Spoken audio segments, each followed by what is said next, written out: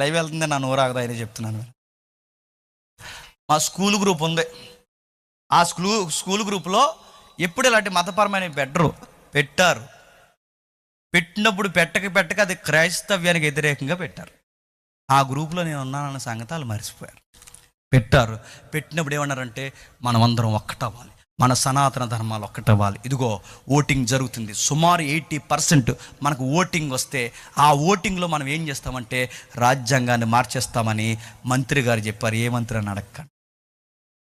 మంత్రి గారు చెప్పారు రాజ్యాంగాన్ని మార్చాలి. అందుకే మనందరం, మన పౌరులు అందరం ఏం చేయాలంటే మన ధర్మాన్ని కాపాడుకోవాలి. మన ఇంట్లోకి ఎవరు అద్దెకు వచ్చినట్టు వచ్చారు, వీళ్ళందరూ మన దేశంలో ఉన్నారు, వీళ్ళందరినీ మనం ఎల్లగొట్టాలి అంటే రాజ్యాంగాన్ని మార్చాలి, వీళ్ళకి హక్కులు తీసి పడేయాలి. అందుకే మనం ఏం చేద్దామంటే ఓటింగ్ వేయండి, ఇదిగో పలానా డాట్ నెంబర్ ఉంది, ఈ సంప్రదించాల్సిన సెల్ నెంబర్ని చంపి మీరు పర్సంటేజ్ కొట్టండి. కొన్ని వాట్సాప్ యూనివర్సిటీలు ఉన్నాయి, మత యూనివర్సిటీలు.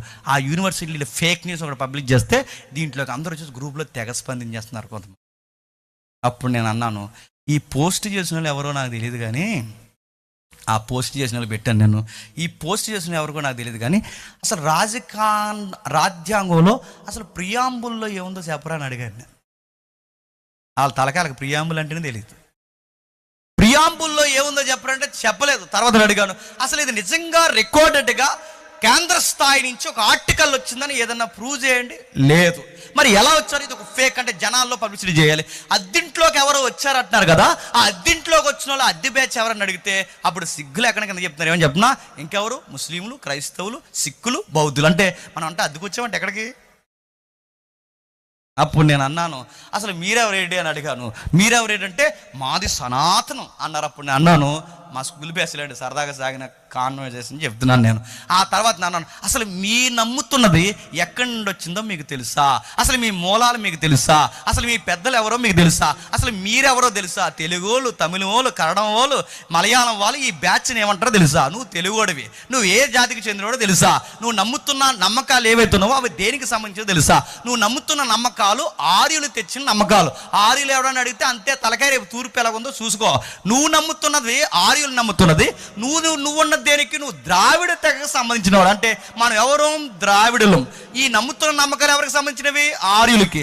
నువ్వు తెచ్చి దేనికి ముడిపెడుతున్నావు? ఎక్కడికి? అయినా ఉంటే గింటే అసలు ఈ దేశం ఎవరు తెలుసా?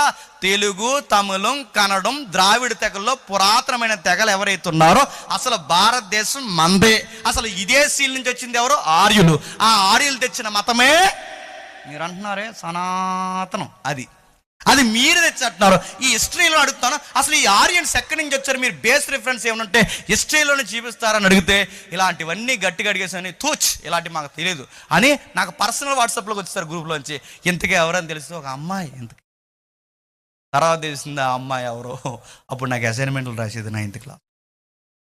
ఇంకెవరన్నా అడగండి ఆ రోజులు. ఆ తర్వాత ఒరే ఇవిటో నన్ను అనుకోసం అడుగుతున్నావు అంతే. అప్పుడు నాకు అర్థం, నువ్వా, నీకు పెంట నాలెడ్జ్ అంతా ఎలాగొచ్చింది, ఇవన్నీ ఎందుకు అడుగుతున్నావు అంటే మీ